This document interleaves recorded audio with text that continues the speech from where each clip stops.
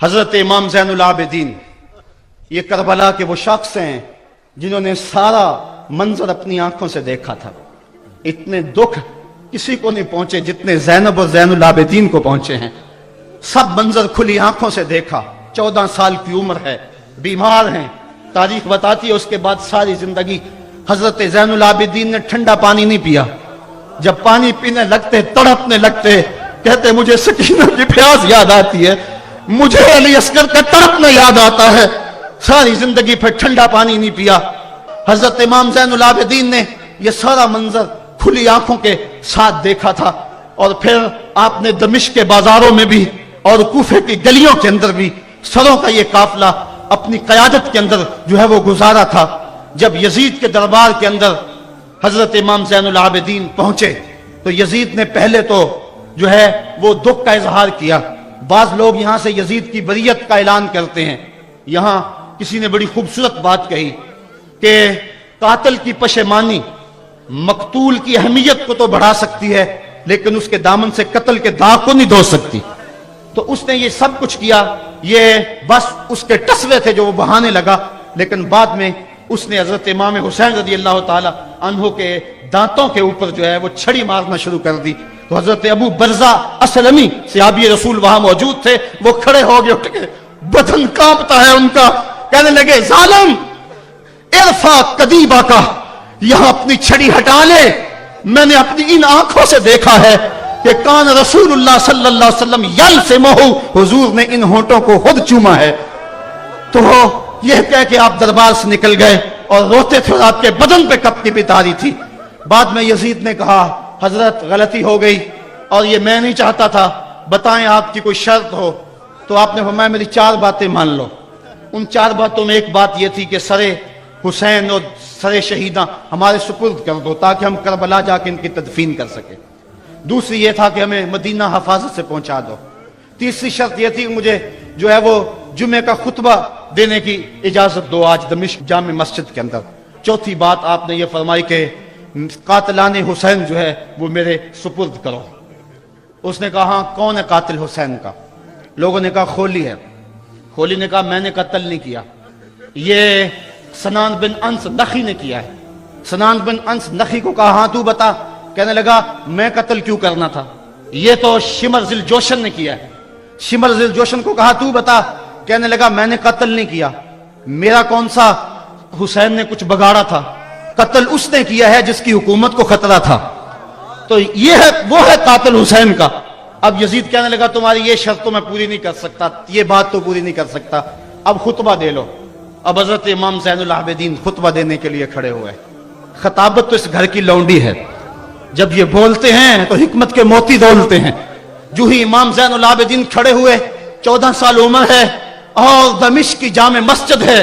یزید بھی بیٹھا تھا, یعنی سلطنت بھی تھے, عوام کا بھی ہجوم تھا. جب آپ نے خطبہ شروع کیا لوگ زاروں کے تار رونے لگے, اور آپ نے اہل بیت کے مناقب جب لوگوں کے سامنے رکھے تو یزید گھبرا گیا کہ کہیں لوگ میرے گریبان تک نہ پہنچے. اس نے مؤذن کو اشارہ کیا جلدی جلدی اذان پڑھو. تو جب اس نے کہا اللہ اکبر اللہ اکبر, تو حضرت شہزادہ زین العابدین نے کہا کہ اس کے اندر کوئی شک نہیں کہ اللہ سب سے بڑا ہے.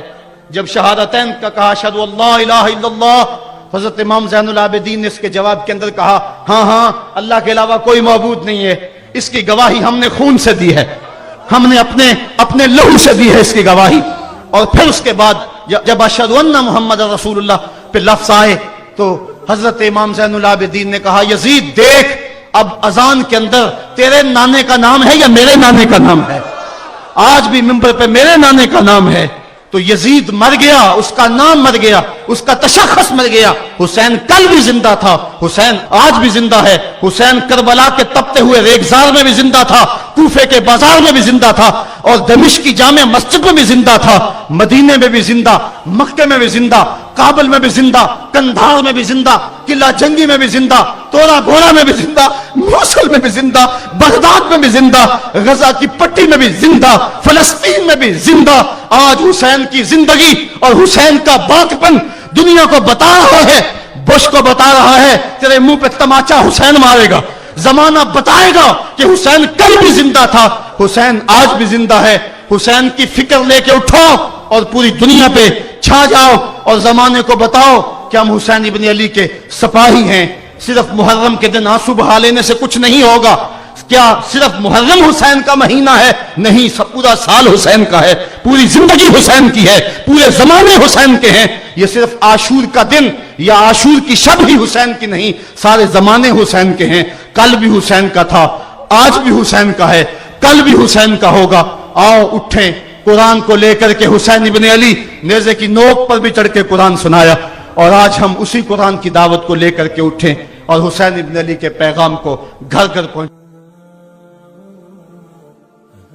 حضور کا جب وصال ہوتا ہے تو حضرت زید بن عبداللہ اپنے باغ کو پانی دے رہے ہیں تو کسی نے جا کے ان کو کہا کہ حضور کا انتقال ہو گیا ہے. تو انہوں نے یوں ہاتھ اٹھا کے کہا اللہم اذہب بصری حتی لا ارا بعد حبیبی محمد احدا. اے اللہ میری آنکھوں کی بینائی اچک لے، مجھے نہیں چاہیے یہ آنکھیں، حضور کے بغیر میں اب کسی اور کو نہیں دیکھنا چاہتا. اللہ تعالیٰ نے ان کی آنکھوں کی بینائی ان کی دعا پر جو ہے وہ واپس لے لی. کچھ لوگ ان کا حال پوچھنے گئے، جب پتا چلا ان کی بینائی چلی گئی ہے تو انہوں نے کہا بڑا افسوس ہوا ہے کہ تمہاری آنکھوں کی بینائی جاتی رہی. تو فرمانے لگے تمہیں افسوس ہوگا، مجھے تو کوئی افسوس نہیں، میں حضور کے چہرے کے بغیر کچھ دیکھنا ہی نہیں چاہتا. یہ پیار کی وہ انوکھی داستان ہے کہ جو آپ کو کائنات میں کہیں بھی نہیں ملے گی. حضرت حسان بن ثابت رضی اللہ تعالیٰ عنہ کے اشعار پڑھیں جو حضور کے وصال پہ انہوں نے کہے ہیں. اس میں وہ فرماتے ہیں حضرت حسان بن ثابت، کاش کہ مجھے کالا سانپ لڑ جاتا اور میری زندگی کا خاتمہ کر دیتا. سیدہ فاطمہ کہتی ہیں صبت علیہ مصائب لو انہا صبت علی الایام سرنا لیالیا، کہ میرے اوپر وہ مصیبتوں کے پہاڑ ٹوٹ پڑے ہیں، اگر وہ مصیبتیں جو ہے وہ روشن پر پڑتی تو وہ بھی سیاہ راتیں بن کے رہ جاتی. تو یہ محبتوں کی کیفیت، انسان تو انسان رہے. وہ غضبہ نامی اونٹنی جس پہ حضور سواری کیا کرتے تھے تو وہ حضرت سیدہ فاطمہ کی دہلیز پہ سر رکھ کے باقاعدہ آنسو بہایا کرتی تھی. وہ یافور نامی حضور کا دراز گوش قبیلہ بنو سلیم کے کنویں میں چھلانگ لگا کے اپنا خاتمہ کر لیتا ہے. جب حضور چلے گئے ہیں تو ہم نے جی کے کیا لینا ہے. حضرت امام احمد بن حنبل نے اپنی مسند کے اندر لکھا ہے کہ حضور کے گھر میں ایک چھوٹا سا ممولا تھا. جب حضور گھر آتے تو وہ کسی گوشے میں بیٹھ کے حضور کو دیکھتا رہتا، اور آقا کریم علیہ السلام جب گھر سے چلے جاتے اس طرح تو وہ مضطرب ہو جاتا. کبھی چارپائی پہ آ جاتا، کبھی چھت پہ، کبھی نیچے، کبھی دائیں، کبھی اوپر. جب آقا کریم علیہ السلام دوبارہ گھر آتے فساکانہ تو اس کے دکھی دل کو قرار آ جاتا. اور اگر محبتوں کی کہانیاں اور الفتوں کی دل آویز داستان کو چھیڑنے لگوں تو میں تمہیں ایک ایسی البیلی اور انوکھی کہانی سناؤں گا جس کو حضرت امام بخاری نے اپنی صحیح سند کے ساتھ روایت کیا ہے کہ مسجد نبوی کا ماحول ہے.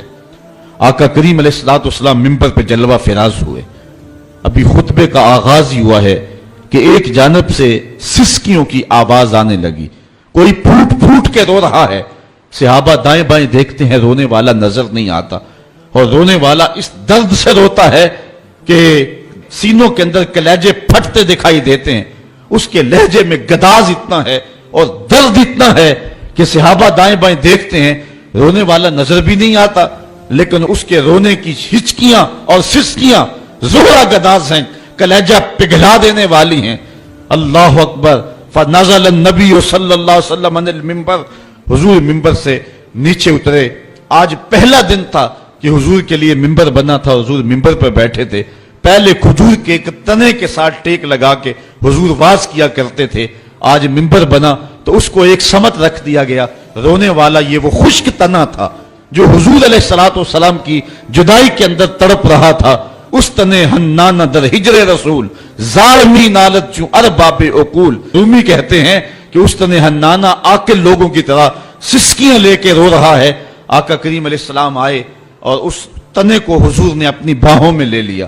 جس طرح کوئی بچہ بچھڑا ہوا ماں کی گود میں آ جائے تو اس کی گھگی بند جاتی ہے، اس طرح اس کی گھگی بند گئی اور آقا کریم اس کے اوپر اپنا ہاتھ پھیرتے رہے اور بتدریج اس کی سسکیاں اور اس کا رونا کم ہوتا رہا. پھر تھوڑی دیر کے بعد آقا کریم دوبارہ منبر پہ آئے. صحابہ سے ارشاد فرمایا کہ اے میرے صحابہ لو لم افعل ہاکذا لہن الی یوم القیامہ، اگر میں منبر سے اتر کر کے اپنے عاشق زار کو یوں تسلی نہ دیتا، یہ قیامت تک روتا رہتا۔ حضرت امام محمد بن سیرین ایک بزرگ ہوئے ہیں، آپ فرمایا کرتے تھے کہ جب حضور کی محبت کا عالم یہ ہے کہ خشک لکڑیوں کو بھی جدائی برداشت نہیں ہے، تو حضور علیہ السلام کے جو غلام ہیں پھر ان کی محبت کا عالم کیا ہوگا۔ کربلا کے میدان میں حضرت امام حسین کے پاس ایک شکی آیا اور بڑی دیدہ دہانی سے کہنے لگا کہ دیکھو فرات کی نہر، اس کی لہریں اور اس کی موجیں اپنی پوری روانی کے ساتھ بہ رہی ہیں اور تمہیں ایک گھونٹ بھی نہیں ملے گا۔ تو حضرت امام حسین رضی اللہ تعالیٰ عنہ جو پیاس کاٹ رہے تھے، آپ کا خاندان پیاس سے بیٹھا تھا اور اللہ پر صابر تھے، آپ غصے اور جلال میں آئے اور ایسے ہاتھ اٹھائے اور کہا مالک آل محمد کو تانے دے رہا ہے، حوض کوثر کے وارثوں پہ بات کر رہا ہے، اللہم امت ہو عطشانن، اے اللہ اس کو پیاسا مار۔ بس یہ لفظ زبان سے نکلنے تھے کہ اس کا گھوڑا بدکا اور رکاب میں اس کا پاؤں پھنسا اور وہ چیختا روتا رہا اور پانی پانی پکارتا رہا اور اس حالت کے اندر مر گیا۔ اگر ان کے ہاتھ اٹھ جاتے تو وہاں اس امتحان گاہ میں کوئی راستہ نکل سکتا تھا، لیکن حضرت امام حسین رضی اللہ تعالیٰ عنہ نے کوئی راستہ نہیں لیا، کوئی کمپرومائز نہیں کیا۔ آپ نے فرمایا کہ ایک ہی بات ہے کہ میں یزید کے ہاتھوں میں ہاتھ نہیں دوں گا۔ یزید کا اصرار یہ تھا کہ تم میری بیعت کر لو، میں تمہیں سب کچھ دوں گا۔ بہت سارے لوگ ہم نے دیکھے ہیں کہ جب وہ باطل کے خلاف کھڑا ہونے کی بات کرتے ہیں تو ان کی گفتگو میں بڑا تن تنا ہوتا ہے، ہم یہ کر دیں گے، ہم وہ کر دیں گے، لیکن جب حکومت وقت ان کا میٹر کاٹ دے تو پھر وہ یو ٹرن لے لیتے ہیں۔ وہ اتنی تکلیف بھی گوارا نہیں کرتے جو چمک چمک کے بات کر رہے ہوتے ہیں۔ میں سلام نہ کر لوں، بیٹوں کی گردنیں کاٹ دی گئی، حسین نے پھر بھی یو ٹرن نہیں لیا ہے، حسین نے پھر بھی راستہ تبدیل نہیں کیا ہے، استقامت کا کوہ گرا بنے رہے۔ اور اس امتحان گاہ میں حضرت امام حسین رضی اللہ تعالیٰ عنہ نے جس پامردی کے ساتھ، جس جرأت کے ساتھ قیام کیا، وہ تاریخ کا ایک انوکھا باب ہے۔ میں ایک بات کہا کرتا ہوں کہ لوگ سر بچانے کے لیے ہاتھ دے دیتے ہیں، لیکن امام حسین نے ہاتھ بچانے کے لیے سر دے دیا اور یزید کے ہاتھ میں ہاتھ نہیں دیا۔ یہ سرخروئی تھی جو انہوں نے کہا کہ یہ کیسے ہو سکتا ہے، آپ کے لفظ ہیں وَمِثْلِي لَا يُبَايِعُ، کہ میرے جیسے لوگ یزید جیسے لوگوں کے ہاتھ پر بیعت کیسے کر سکتے ہیں۔ یہ بات ذہن میں رکھیے کہ یہ جو مسلح کی امامت ہے یہ امامت صغرا ہے، چھوٹی امامت ہے۔ اس میں تو اگر امام کی داڑھی کا سائز چھوٹا ہو، حد شریعت سے کم ہو، تو اس کے پیچھے نماز نہیں پڑھی جاتی۔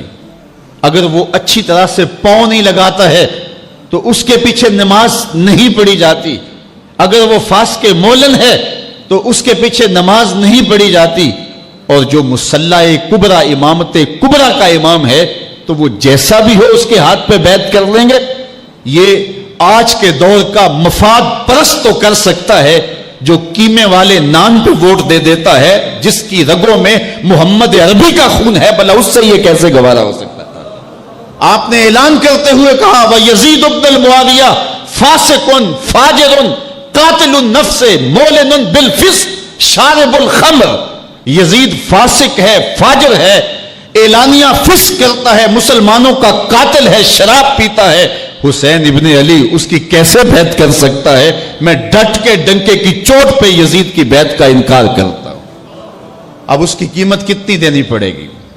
جتنی بھی قیمت مجھے دینی پڑے وہ میں قیمت ادا کروں گا۔ میں تمہارے لیے ایک مثال پیش کرنا چاہتا ہوں، اور آپ نے وہ مثال، روشن مثال پیش کی۔ دیکھیے کربلا کے میدان میں حضرت امام حسین اگر نہ جاتے، کوئی راستہ لے لیتے، تو مجھے یہ بتائیے کیا آج ہمارے اندر موجود ہوتے؟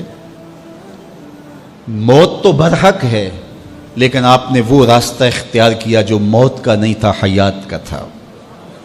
حضرت امام حسین رضی اللہ تعالی عنہ سرخرو ہوئے، وہ کامیاب ہوئے، وہ بامراد ہوئے۔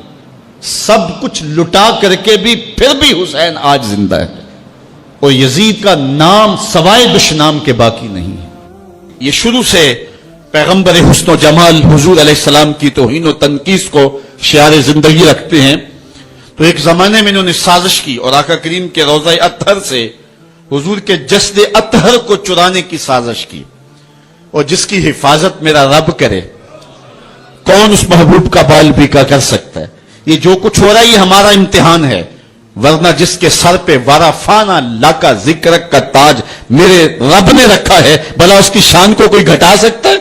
جدا ذکر خدا بلند کرے کیڑا جمع حسن بند کرے، اس ذکر دا حافظ آپ خدا پڑھو لا الہ، خود اللہ حفاظت کرنے والا ہے ذکر کی۔ یہ تاج رب نے محبوب کے سر پہ رکھا ہوا ہے، اس لیے چاند کی طرف منہ کر کے تھوکنے سے چاند کی نوری کرنوں کو میلا نہیں کیا جا سکتا۔ تھوکنے والے کا اپنا منہ گندا ہوگا، لیکن چاند کل بھی روشن تھا، چاند آج بھی روشن رہے گا۔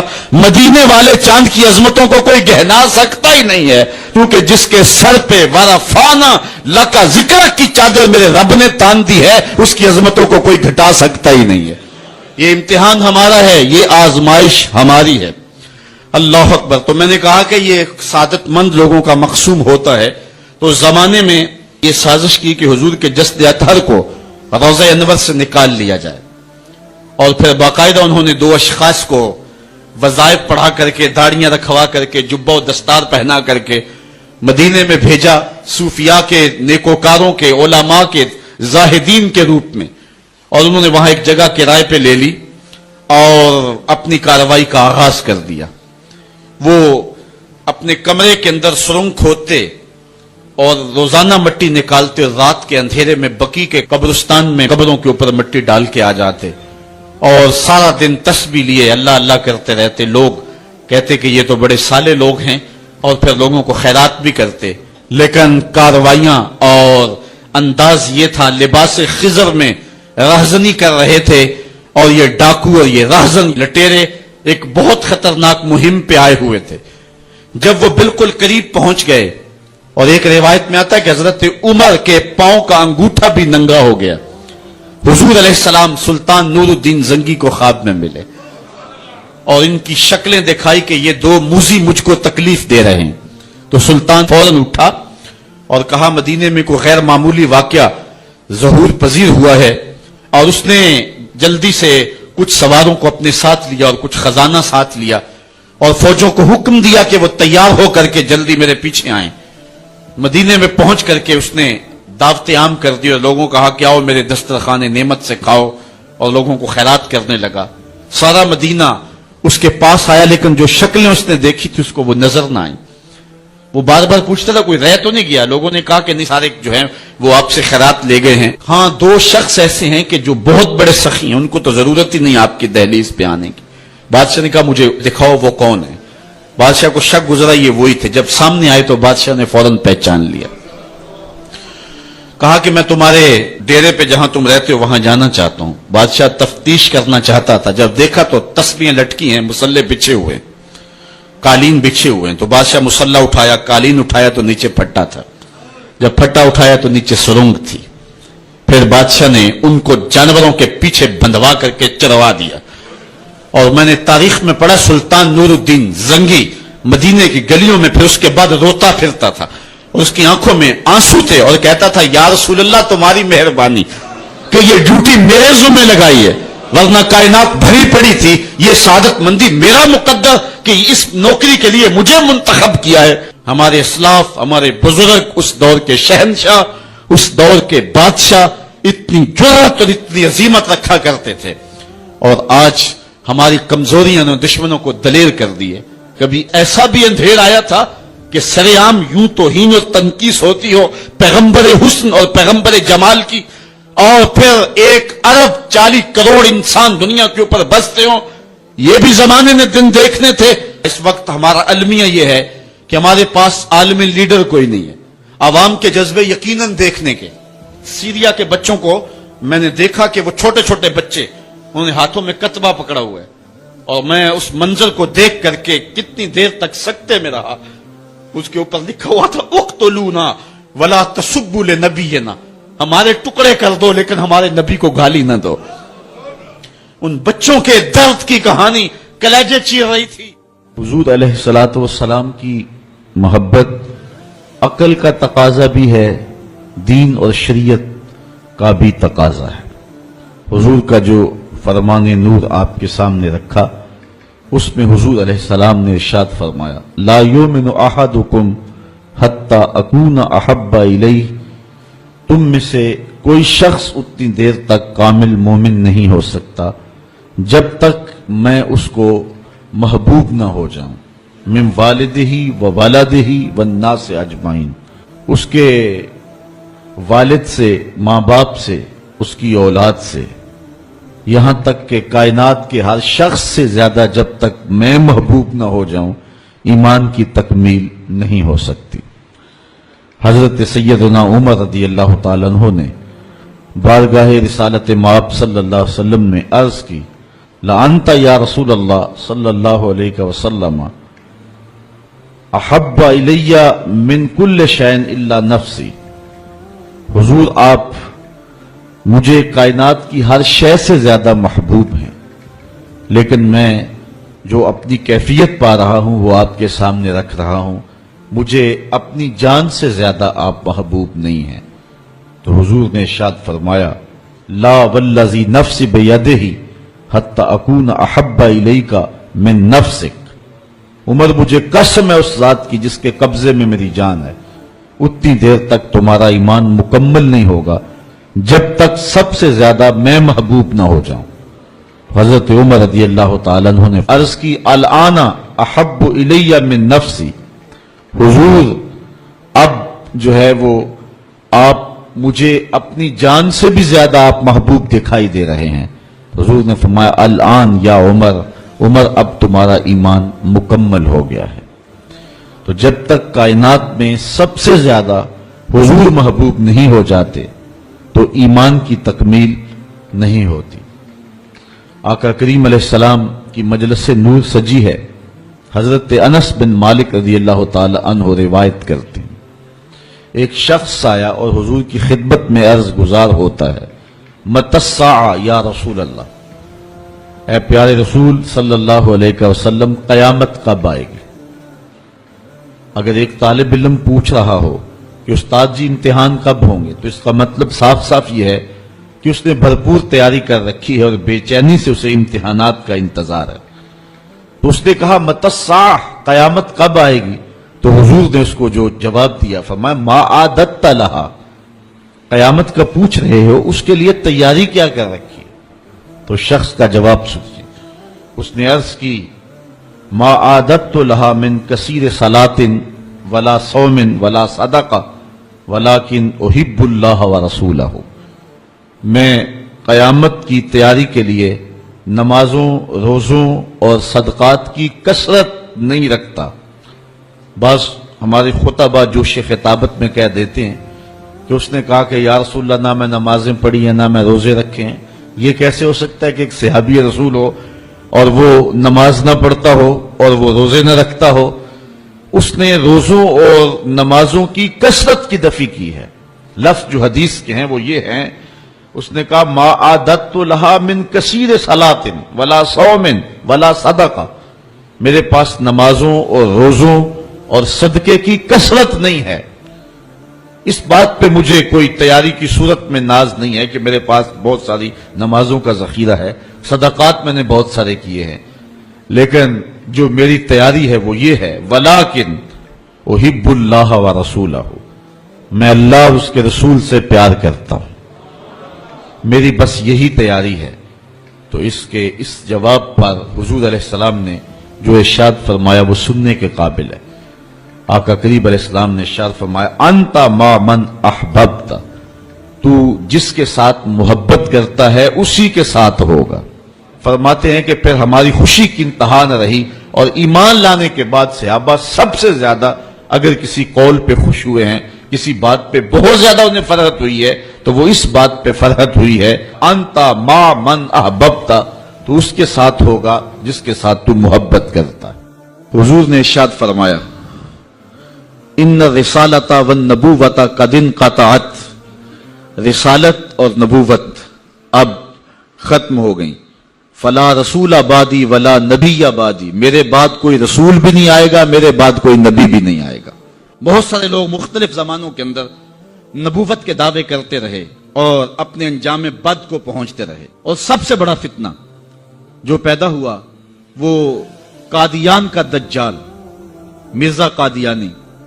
پہلے تو اس نے یہ کہا کہ حضور علیہ السلام کے بعد نبوت کا اجرا ممکن نہیں ہے، اور اپنی ایک کتاب حمامۃ البشرا کے اندر اس نے کہا رب رحیم شان والے نے ہمارے نبی کا نام خاتم الانبیاء بغیر کسی استثناء کے رکھا ہے، اور ہمارے نبی نے لا نبی بعدی کے بیان سے اس کی تشریح کر دی ہے، جو طالب علموں کے لیے بالکل واضح ہے. یہ اس نے اپنی کتاب حمامۃ البشرا کے اندر لکھا. اس وقت تک اس کا پروگرام نہیں تھا کہ میں نے نبوت کا دعویٰ کرنا ہے. بعد میں آپ کی سیالکوٹ کی کچہری میں ہی وہ ملازم تھا، اور میں اگر تاریخ کے ابواب کھولوں تو بات لمبی ہو جائے گی. کچھ لوگوں کا انٹرویو ہوا، وہ کامیاب ٹھہرا، اور پھر اس نے پہلے راستہ ہموار کرنا شروع کیا، اور پھر ایک دن اس نے کہہ دیا کہ بعثنی اللہ علی راس المئۃ لأجدد الدین، اللہ نے مجھے صدی کے سر پہ مبعوث کیا ہے کہ میں دین کی تجدید کروں. مجدد بن بیٹھا.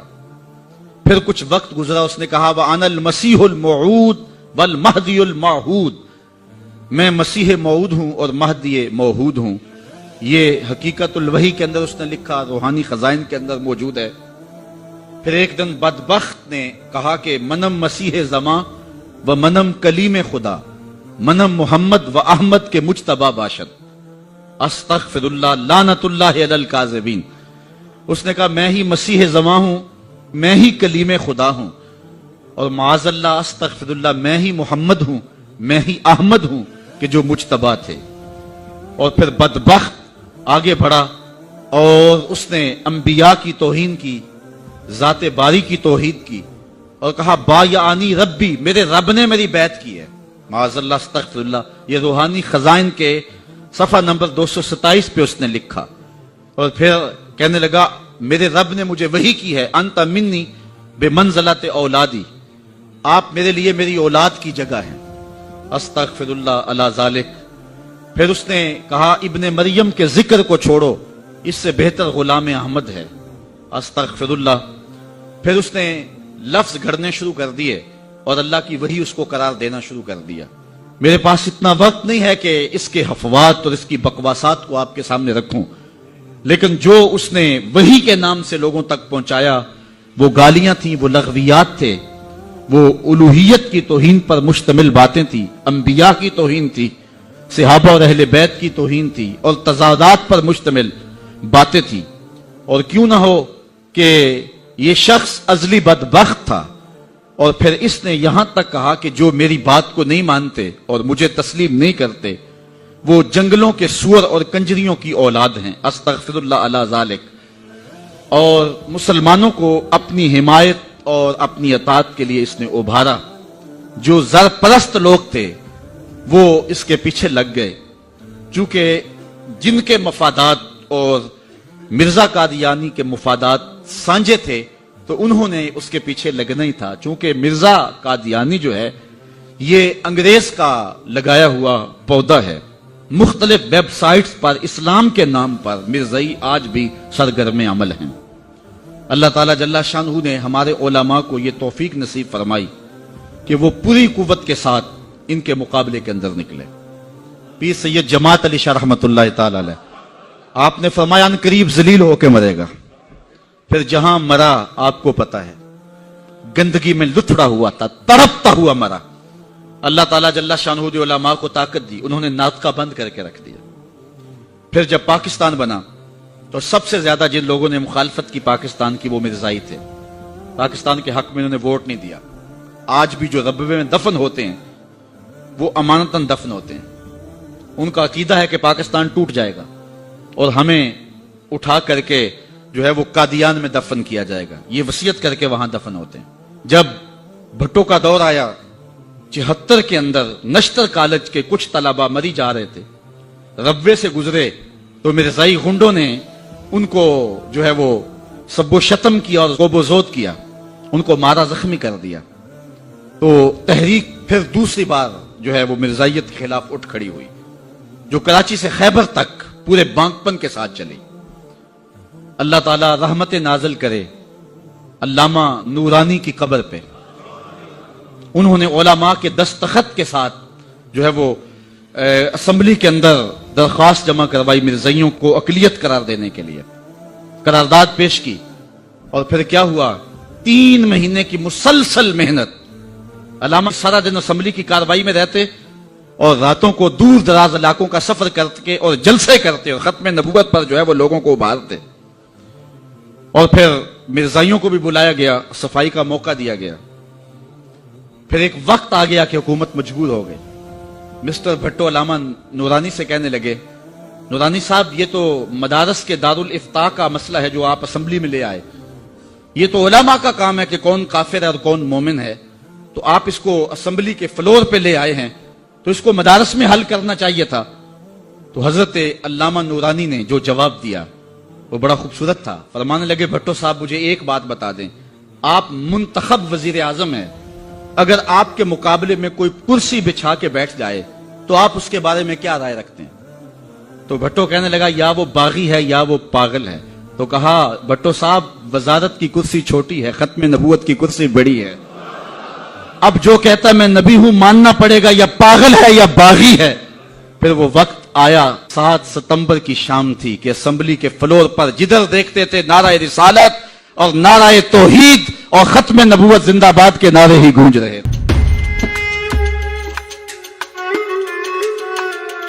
حضرت امام زین العابدین یہ کربلا کے وہ شخص ہیں جنہوں نے سارا منظر اپنی آنکھوں سے دیکھا تھا۔